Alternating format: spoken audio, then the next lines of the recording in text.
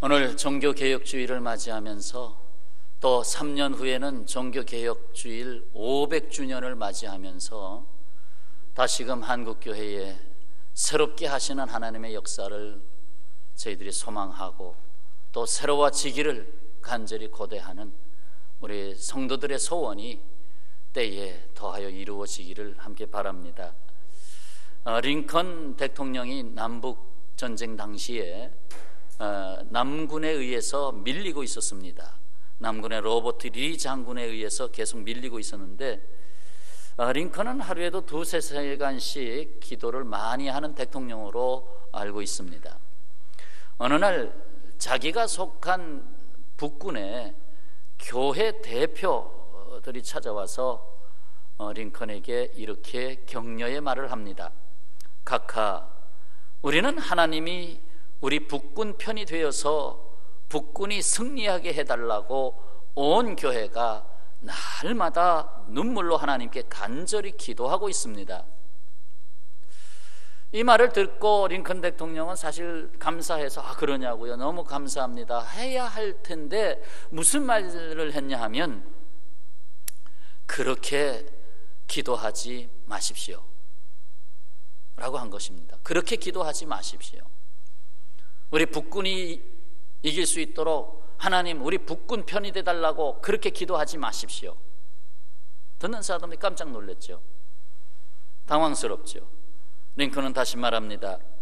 하나님이 우리 편이 되어 달라고 기도하지 말고 항상 우리가 하나님 편에 서 있도록 기도해 주십시오.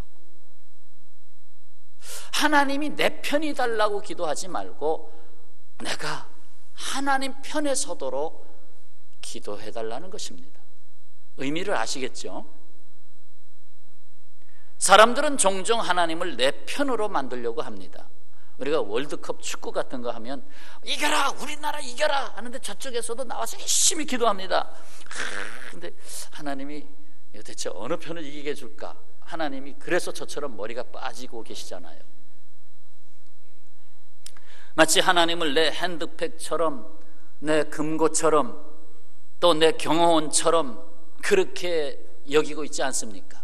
필요하면 당겨 쓰고 필요 없으면 잠재우고, 내가 지음을 하나님으로부터 지음을 받은 자로서 하나님의 것이라는 사실을 잊고 내가 원하는 하나님을 만들려고 하는 경향이 적지 않다는 것입니다.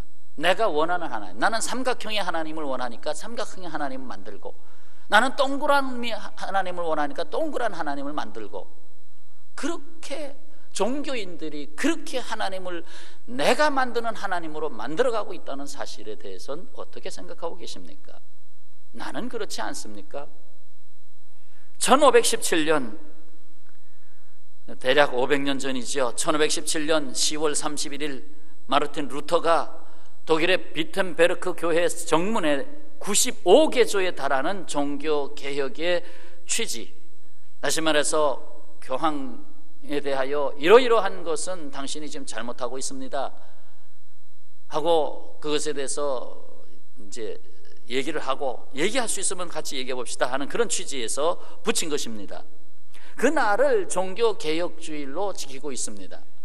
여러분들이 95개조에 대체 어떤 내용이 들어있는가 궁금해 하실 것 같아서 2층 게시판에다가 A4 용지 4장으로 붙여놨습니다. 혹시 참고하실 분들은 왔다 갔다 하면서 보세요. 종교개혁의 의미는 궁극적으로 무엇이라고 생각하십니까? 교회를 새롭게 해야 되겠다, 교회가 부패했으니까 새로워져야 되겠다, 그래서 단순히 그렇게 생각하십니까? 이는 하나님께 하나님의 자리를 돌려드리는 것입니다. 하나님께 하나님의 자리를 돌려드린다. 하나님이 인간의 손에서 만들어지는 하나님이 아니고, 인간의 어떤 금력, 권력에 의해서 만들어지는 하나님이 아니고, 하나님이 되시도록 해야 되겠다. 중세 기독교가 부패한 원인은 다름 아닌 교황이 신의 자리를 대신하는 데 있었습니다. 본인은 신이 아니라고 하지만 사실 신의 자리를 대신했습니다. 그리고 기독교인들은 자기의 행위로 구원을 받는다고 믿고 인간의 공덕 사상에 치우치게 됐습니다. 하나님의 은혜로 구원받아야 되는데 내가 선행을 하면 구원받고 내가 면죄부를 사서 돈을 많이 들여놓으면 심지어 연옥에 가 있는 영혼들도 구원받게 하고 우리 아버지가 연옥에 가 있는데 구원받게 하고 그러면서 인간의 공이 쌓이면은 다른 사람도 구원할 수 있다. 이렇게 인간의 행위가 중심되는, 그러다 보니까 인간이 중심이 되죠. 그러다 보니까 인간이 영광을 받죠. 그러다 보니까 하나님의 영광이 물러가죠. 결국 하나님이 있어야 할 자리가 인간에게서 물러가고 인간이 그 자리를 대신하게 됐다, 이 말입니다. 하나님을 믿는다고 하는 사람들이 하나님을 이 세상에서 쫓아내고 만 것입니다. 그리고 자신의 이름의 영광을 추구하게 된 거지요. 예수님이 이 땅에 오셨을 당시에도 항상 예수님에게 대적하는 사람들이 있었는데 다름 아닌 바리새인, 사두개인, 서기관들, 장로들, 그때 당시에 종교적 실세를 잡고 있었던 사람들이었습니다. 그들이 예수님을 십자가에 못 박았죠. 자기 딴에는 하나님을 잘 믿고 율법을 잘 안다고 했지만 결국은 하나님을 하나님 되게 하는 것이 아니라 너희도 천국 안 가면서 너희 때문에 천국 가려고 하는 자들도 못 가게 만들었다고 예수님이 아주 신랄하게 그들을 저주하지 않았습니까? 그러니까 예수님도 오셔서 사실은 종교개혁을 한 것이고, 그리고 1517년에도 종교개혁이 운동이 일어난 것입니다. 500년의 역사가 됐지만 한국교회는 또다시 오늘날의 물질주의 이 우상 속에서 교회도 함께 실험하게 되었고, 이 세상에 없는 것 없이 발전하면서 인간의 지식이 막 풍부해지면서 인간의 능력이 마치 신에 도달할 만큼 엄청나게 3년이 멀다 하고 새로운 상품들이 나오고 엄청난, 그러다 보니까 하나님이 우리의 삶의 자리에 머물 수가 없게 되는 것입니다. 사실 사탄이 원하는 방법이었죠.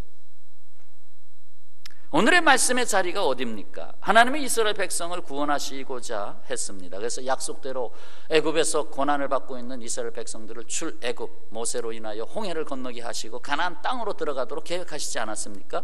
가는 중에 저들이 과연 하나님을 잘 섬기고 하나님과의 관계성을 떠나지 않게 하기 위해서 율법을 줬잖아요. 율법. 어린아이들에게 너 자동차 길을 갈 때는 빨간불이 들어왔을 때 건너가면 큰일 나. 법을 주잖아요. 모르니까 법을 주잖아요. 마찬가지로 법을 줘야만 저들이 하나님을 떠나지 아니하고 잘 하나님이 원하시는 삶을 살게 되리라고 생각하고 십계명을 비롯한 율법을 주었던 것입니다. 근데 모세가 그것을 받아오는 것이 더뎌지니까 밑에서 백성들이 제사장 아론을 부추겨 가지고 금송아지 우상을 만들잖아요. 그래서 금송아지 신을 만들어서 우리의 신이다 하고 거기서 노래 부르고 춤추고 야단났잖아요. 하나님이 모세에게 큰일 났다, 저 밑에서 지금 야단법석이다, 내려가라. 그래서 모세가 십계명판 두 돌판을 받아가지고 밑에 내려와 보니 이거 정말 말이 아니거든요. 그래서 거기서 그 돌판 두 개를 던지잖아요. 던져서 깨뜨리잖아요. 왜 깨뜨려요? 하나님이 깨뜨리라고 하시는 거죠. 안 깨뜨리면 거기에 나와 있는 법을 그대로 공포하면 다 죽어야 되니까. 우상을 섬기지 말라고 하는데 우상을 섬기니까 다 죽어야 되니까, 백성을 죽일 수 없으니까 도리어 하나님이 주신 계명을 깨뜨리는 것입니다.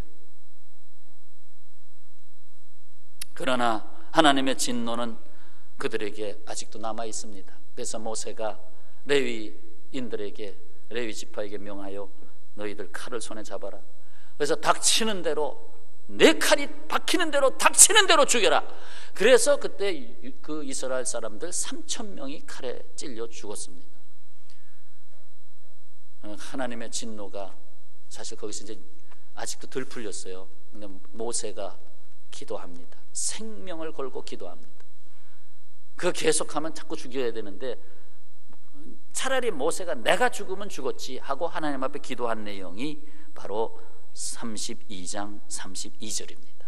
앞장에 나오는데 32장 32절, 이제 그들의 죄를 사하시옵소서. 그렇지 아니하시면 원하건대 주께서 기록하신 책에서 내 이름을 지워버려 주옵소서. 내가 죽겠습니다. 내가 대신 여기서 죽겠습니다. 이 모세의 기도에는 사실 앞으로 오실 예수 그리스도, 십자가를 지러 오신 예수 그리스도의 마음이 담겨 있습니다. 내가 대신 죽겠습니다. 이 백성을 용서하지 아니하면 내가 죽어야 됩니다 하는 자신의 생명을 걸고 기도하게 됐습니다. 더욱이 하나님께서 함께하지 않는 그 어떤 자리도 의미가 없음을 그의 기도에 담고 있는데, 오늘 본문에 앞서서 15절 16절 33장 15절 16절 15절 말씀 16절 말씀 다 같이 읽겠습니다. 모세가 여호와께 아뢰되 주께서 친히 가지 아니하시려거든 우리를 이곳에서 올려 보내지 마옵소서. 나와 주의 백성이 주의 목전에 은총을 입은 줄을 무엇으로 알리이까? 주께서 우리와 함께 행하심으로 나와 주의 백성을 천하 만민 중에 구별하심이 아니니까. 여기서 강조되고 있는 것이 뭐지요? 주께서 친히 가시옵소서. 주께서 우리와 함께 행하시옵소서. 그러니까 모세는 하나님이 없는 우리는 없다는 것입니다. 하나님 중심의 그의 신앙 고백이 이 이스라엘 백성을 가나안 땅으로 이끌고 가게 됩니다. 하나님 없이는 한 걸음도 더 나갈 수가 없습니다 하는 기도를 하고 있는 것입니다. 그렇습니다. 종교개혁은 우리 안에서 철저하게 하나님이 하나님 되도록 하시는 데 있습니다. 내 삶 속에, 나라고 하는 인생 속에 나의 하나님이 철저하게 하나님 되시도록. 모세는 여기서 하나님의 영광을 구했습니다.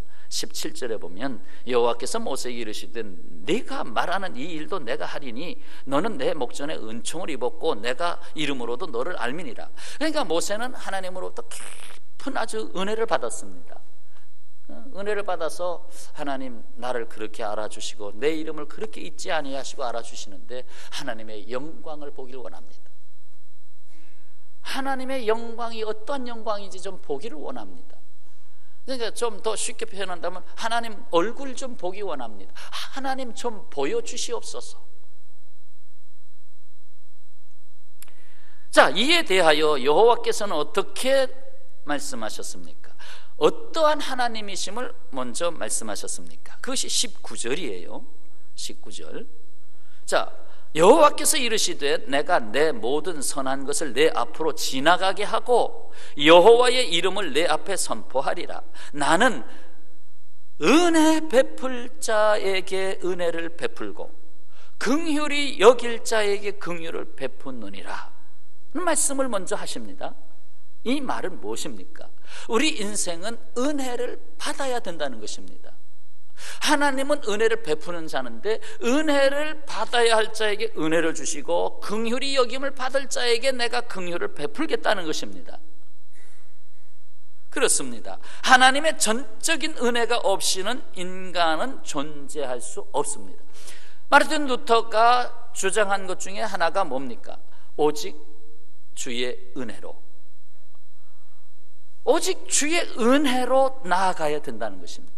인간의 공로, 자기의 행위를 주장하면서 내가 너보다 훨씬 낫다, 내가 너보다도 훨씬 낫다, 이렇게 해서 구원받는 것이 아니고 하나님의 은혜로 된다는 것을 말씀하고 있습니다. 하나님이 없는 인간의 그 어떠한 영광의 구함도 있을 수가 없습니다. 오히려 그러한 인간이 중심이 되는 영광을 가지기를 원한다면 도리어 그 영광이 그를 멸망으로 끌고 갈 것입니다. 그것은 사탄의 전략이 그렇으니까 인간이 자기가 높아지고 자기 이름이 유명해지면서 추락하기 시작하죠. 자기 돈이 많아지면서 돈의 노예가 되면서 거기서 인간성을 잃게 되지요. 그러니까 결국 인간이 자기 스스로 추구하는 그 영광으로서는 하나님이 원하시는 행복한 인간을 찾아갈 수 없습니다. 인위적인 영광은 헛되다는 말입니다. 그래서 사도 바울이 갈라디아서 5장 26절에서 헛된 영광을 구하여 서로 노엽게 하거나 서로 투기하지 말지니라. 영광 앞에다가 뭘 붙였어요? 헛되다라는 걸 붙였어요. 헛된 영광을 구하지 마라. 인간이 중심이 되는 삶 속에서 구하는 영광은 다 헛된 것이다라는 거예요. 그 헛된 것을 깨달을 즈음 되면 세상 떠날 때가 다 된 것입니다. 그렇죠? 로마서 3장 23절에도 모든 사람이 죄를 범하였음에 하나님의 영광에 이르지 못하더니, 하나님이 인간에게 하나님의 영광에 이르도록 지어주셨는데 우리의 인생이 하나님의 영광의 빛을 발하는 표현이 될 수 있는 인생으로 만드셨는데, 이 죄는 자기 중심이죠. 하나님을 멀리하고 자기 중심으로 살아가는 걸 성경에서는 죄라고 하죠. 그래서 관계가 끊어진 거, 하나님과의 관계가 끊어진 것을 죄고, 하나님과의 관계가 끊어지니까 자기 중심이 되니까 인간과의 관계가 병들죠. 심하면 깨지죠. 서로 원수까지 되죠. 그래서 죄는 모든 관계를 파괴시킵니다. 그러니까 그 죄가 결국 하나님의 얼굴을 보지 못하게 한다, 하나님의 영광에 이르지 못하게 한다는 거예요. 그래도 하나님의 영광을 모세는 보고 싶어 했습니다. 그런데 하나님은 차마 모세에게, 그렇게 하나님이 사랑하는 정말 귀하게 여기는 모세에게까지도 하나님은 얼굴을 보이지 않으셨습니다. 하나님은 하나님의 뒷모습만 보이셨습니다. 자, 20절, 오늘 본문 20절에서 23절까지 한번 교독하십시다. 20절부터 또 이르시되 네가 내 얼굴을 보지 못하리니 나를 보고 살 자가 없음이니라.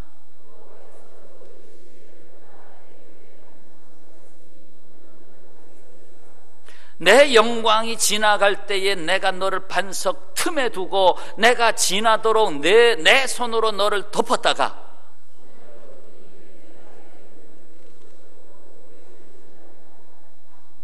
자, 무슨 말씀입니까?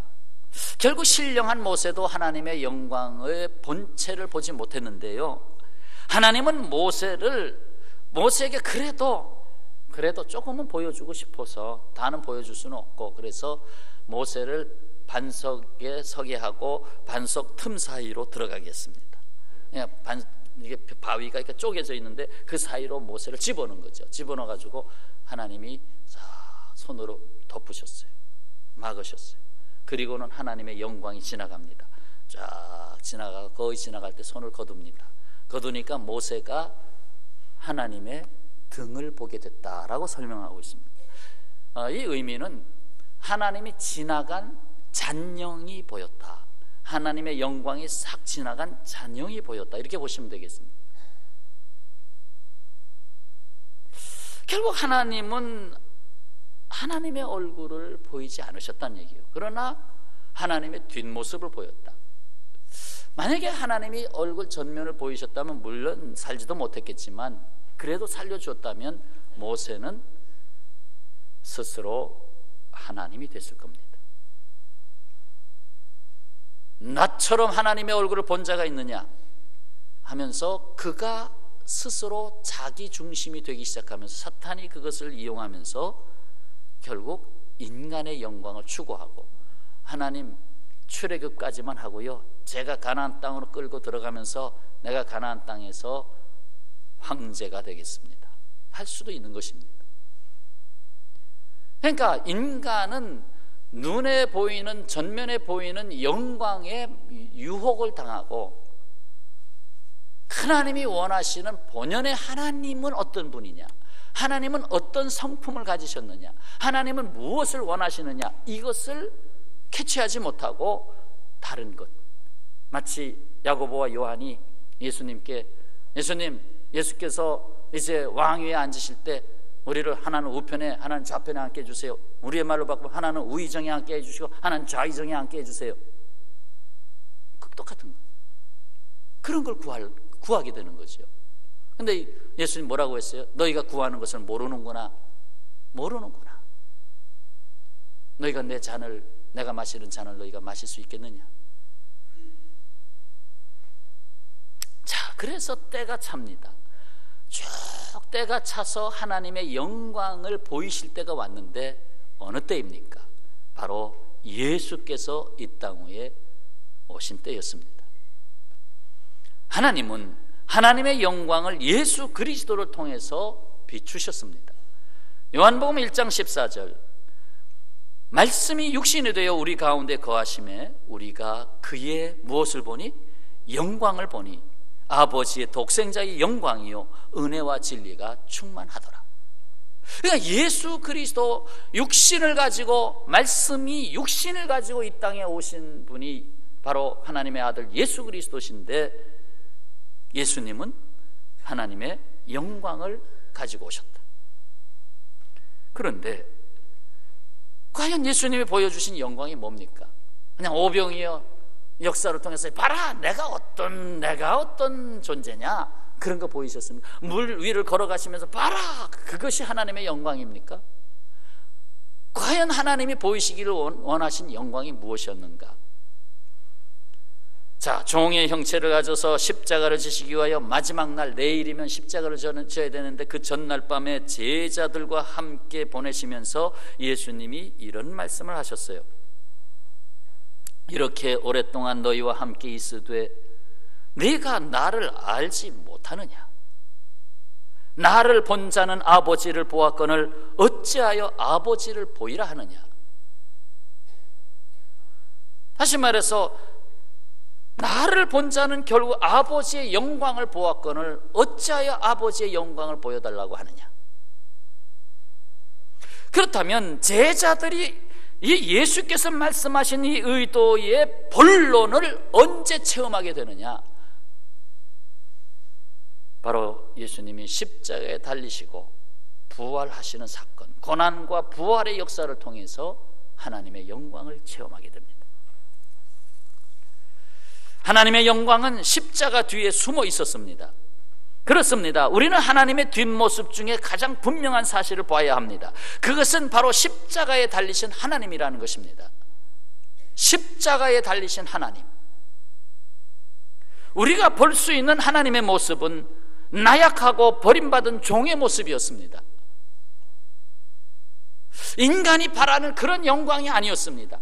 예수님이 예루살렘 입성을 하실 때 호산나 호산나 막 옷을 나뭇가지를 흔들다가 자기 옷을 벗어서 깔아서 주여 왕이시여 들어오시옵소서 하고 전부 다 예수님을 왕으로 맞이하는 그 마지막 주간에, 그러나 예수님을 며칠이 못 돼서 십자가에 못 박았습니다. 왜? 자기들이 원하는 영광이 아니었기 때문에, 백성들이 바랐던 영광이 아니었기 때문에 예수님을 십자가에 못 박아버렸습니다. 하나님의 영광이 하나님의 순환 속에 감추어져 있습니다. 왜 이런 방법을 쓰실까요? 왜 하나님의 영광을 순환, 고난 속에 감추실까요? 이는 범죄한 인간은 하나님을 알아볼 능력이 없기 때문에 그렇습니다. 그 성품이 변질되었기 때문에 인간이 바라는 영광, 사실 그 욕망의 눈으로 찾으려고 하기 때문에 그렇습니다. 자기의 욕망의 눈으로 하나님의 영광을 찾으려 하기 때문에, 하나님을 찾는다고 해도 자기 마음에 스스로 만든 하나님을 찾을 것입니다.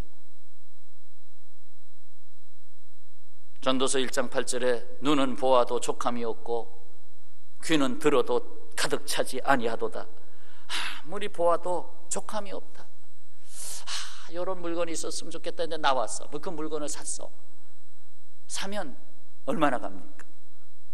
한 달, 두 달, 석 달, 기르면 1년입니까? 아닌데 또 다른 물건을 기다립니다. 맞아 이거다. 또 사지요. 만족합니까? 눈은 보아도 만족함이 없다. 마르틴 루터는 인간의 그릇된 심성을 이렇게 말하고 있습니다. 영광을 위한 욕망은 권세와 능력으로 만족되지 않고, 이 세상의 권세와 그 어떤 능력으로도 만족되지 않고, 칭찬받고 싶은 욕망도 칭찬으로 만족되지 않는다. 욕망을 치료하는 방법은 그것을 만족시키는 것이 아니고 그것들을 꺼버리는 것이다. 꺼버리는 것이다. 내 힘으로 못 끄죠. 주님이 내 안에, 하나님이 내 안에 들어오시기까지 꺼지지 않습니다. 진리가 너희를 자유케 하리라. 진리의 주님이 내 안에 들어오기까지는 내가 얽맨 이 세상의 권력과 돈과 수많은 것으로 얽어매인 것을 끊을 수가 없습니다. 사도 바울은 고린도전서에서 이렇게 말씀합니다. 하나님의 지혜에 있어서는 이 세상이 자기 지혜로 하나님을 알지 못하므로, 세상이 자기 지혜로 하나님을 알지 못하므로, 인간이 갖고 있는 그 어떤 것으로도 하나님을 알지 못하므로 하나님께서 전도에 미련한 것으로 믿는 자들을 구원하시기를 기뻐하셨도다. 아멘. 전도에 미련한 거. 세상 사람들이 저 사람 왜 저렇게 전도를 하지? 맨날 전도지 뿌릴 저 시간에 가서 돈이나 벌지, 그러죠? 그런데 전도에 미련한 것으로 그것을 받아들이는 사람, 그 말씀을 받아들이는 사람, 그 사랑을 받아들이는 사람을 구원하시기를 기뻐하셨도다. 이 전도에 미련한 것이 발견되는 곳이 바로 예수님의 십자가입니다. 죄인이 달리는 극형의 십자가, 하나님이 인간을 만나는 곳이 바로 이 고통의 십자가입니다.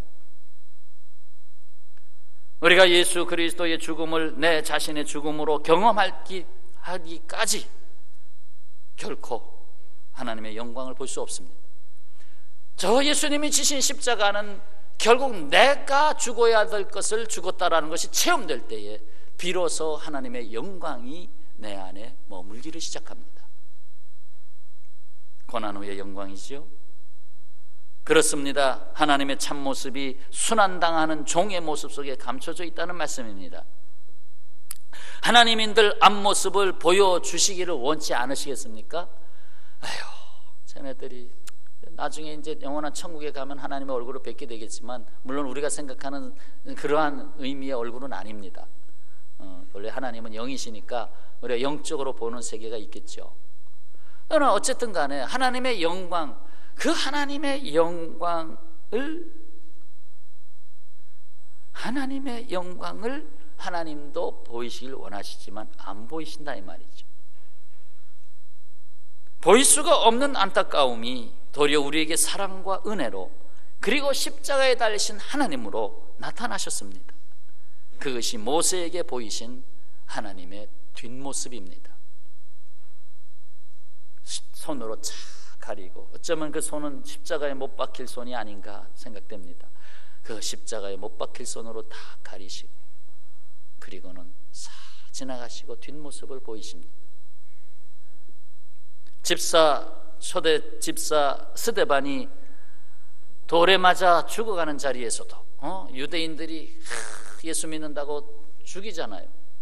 그 자리에서도 하나님은 스데반의 얼굴 뒤에 숨어 계셨습니다. 제가 오늘 동영상 4분여짜리를 보여드리려고 그러다가 연기했습니다. 너무 장면이 참혹해서.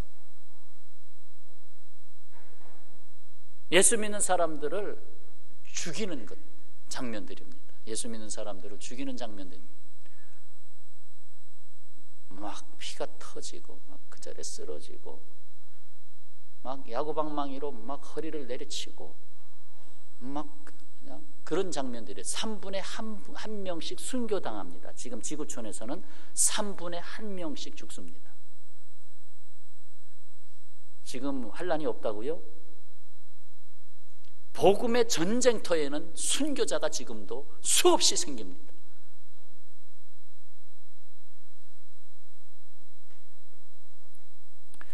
그런데도 하나님은 그 순교자가 거기서 죽어가는데 짓밟히고 수십 명이 달라들어서 발길질하고 밟아서 죽이고 있는데도 하나님은 가만히 계십니다. 스데반의 마지막 증언을 보십시오. 사도행전 7장 55절, 스데반이 성령 충만하여 돌에 맞아 죽어가고 있는데 성령 충만하여 하늘을 우러러 주목하여 하나님의 영광과 및 예수께서 하나님 우편에 서신 것을 보고 말하되 보라, 하늘이 열리고 인자가 하나님 우편에 서신 것을 보노라 하면서 눈을 감습니다. 저들을 용서해 주옵소서 하고 눈을 감습니다. 정말 하나님이 거기서 얼마든지 더 큰 영광을 나타낼 수 있는데 스데반의 죽음 속에 숨어 계십니다. 숨어 계시면서 단지 스데반이 얼굴에 두려움을 물리치고 와 라는 얼굴을 주십니다. 육신은 얼마나 고통스럽겠습니까? 그 고통은 말할 수 없습니다. 그 돌에 맞아 그 머리에 이만한 돌이 날아와서 때리고 그 고통은 이루 말할 수가 없는 것입니다. 그럼에도 얼굴은 환하게 주여, 내가 지금 하나님의 영광을 보내요. 고난 속에 감추어 두신 하나님의 영광을 봅니다. 스데반 집사의 순교 때문에 하나님은 위대한 인물을 준비하셨잖아요. 바로 사도 바울. 스데반을 죽이는 곳에 선동자가 된 사도 바울, 그가 하나님의 사도가 되잖아요. 하나님이 하시는 일을 우리가 다 알 수가 없습니다. 그렇습니다. 하나님의 영광이 하나님의 고난 속에 감춰져 있습니다. 예수께서 부활하시고 엠마오 마을로 가는 두 제자와 예수님이 동행하십니다. 이 두 제자는 예루살렘에 올라갔다가 예수님 부활했다는 소식을 듣고 올라왔는데 어디 계신지 못 만났습니다. 그래서 안타까운 마음으로 돌아갑니다. 그런데 예수님이 그 두 사람 사이에 끼어들었습니다. 그런데 이 두 제자는 예수님인 줄 모릅니다. 몰라요. 근데 그들이 말하는 얘기를 듣고 예수님이 풀어주십니다. 해석을 해주십니다. 그러니까 그들의 마음이 뜨거워지면서 예수님이다 하는 걸 알게 됩니다. 그 예수님이 그들에게 무슨 말씀하셨냐? 미련하고 선지자들의 말한 모든 것을 마음에 더디 믿는 자들이요, 그리스도가 이런 고난을 받고 자기의 영광에 들어가야 할 것이 아니냐. 그들이 예수를 알아보기 전에 그들에게 한 말씀입니다. 그리스도가 이런 고난을 받고 자기 영광에 들어가야 할 것이 아니냐. 고난과 영광은 종이의 양면과 같아요. 고난이 없는 영광은 가짜입니다. 이쪽에도 영광, 이쪽에도 영광, 그건 사탄이 주는 거예요. 베드로전서 4장에서 고난받는 그리스도인들에게 주시는 말씀이 있습니다. 오히려 너희가 그리스도의 고난에 참여하는 것으로 즐거워하라. 이는 그의 영광을 나타내실 때에 너희로 즐거워하고 기뻐하게 하려 함이라. 고난이 우리에게 임했을 때는 하나님이 우리에게 영광을 감추시고 계시다는 것을 생각하고 있어야 돼요. 이제 하나님의 영광을 어디에서 볼 수 있겠습니까? 우리는 지금도 사람들을 통해서 그가 믿는 하나님의 뒷모습을 보이시고 계십니다. 하나님의 뒷모습을 우리는 지금 어디서 찾아볼 수 있느냐? 성도들에게서 찾아본다는 것입니다. 잠언서 22장 4절의 겸손과 여호와를 경외함의 보상은 재물과 영광과 생명이니라. 필요한 물질을 주시고 영광을 주시고 생명을 주신다. 누구에게? 겸손히 여호와 하나님을 믿음으로 경외하는 자들에게 그렇게 하신다는 거예요. 하나님이 그에게 함께 머문다는 거예요. 결국 겸손, 섬김, 인내, 그리고 십자가를 지는 이러한 모습들은 바로 주님께서 우리에게 보여주신 뒷모습의 모습들입니다. 제가 성도들이 앉아서 예배드리는 것을 때로는 뒤에 앉아서 예배드릴 때에 뒷모습으로 이렇게 바라보면서 그런 생각을 하곤 합니다. 뒷모습, 앞모습을 보면 뭐가 다 이렇게 더 뚜렷하게 볼 수 있지만 뒷모습, 어떨 때는 저분이 누군지 모를 때가 있어요. 머리 또 새롭게 하고 오면 저분이 누군지, 옷을 갈아입고 보면 저분이 누군지, 뒷모습만 보면 모를 때가 있어요. 그러나 뒷모습을 보면서 이렇게 참으로 아름답다. 주님을 사랑하는 그 마음, 주님께 나와서 기도하고 예배드리는 그 모습, 그걸 보면서 하나님의 뒷모습과 같다. 하나님의 뒷모습. 앞에는 여러 가지 화장으로 막 이렇게 하지, 뒷모습 그대로 내 태도가 나타나잖아. 뒷모습 가지런히 주님 앞에 나와서 드리는 모습. 욕망의 가면을 쓴 인간의 영광을 구하는 인생들이 어찌 십자가에 감추어진 영광을 제대로 볼 수 있겠습니까? 그래서 하나님은 미련한 전도를 믿음으로 받아들이는 자들을 구원하시는 겁니다. 전도자 무디가 이런 말을 했죠. 믿음은 가장 큰 것을 얻는다. 믿음은 가장 큰 것을 얻는다. 우리에게 믿음을 주신 분은 하나님이시죠.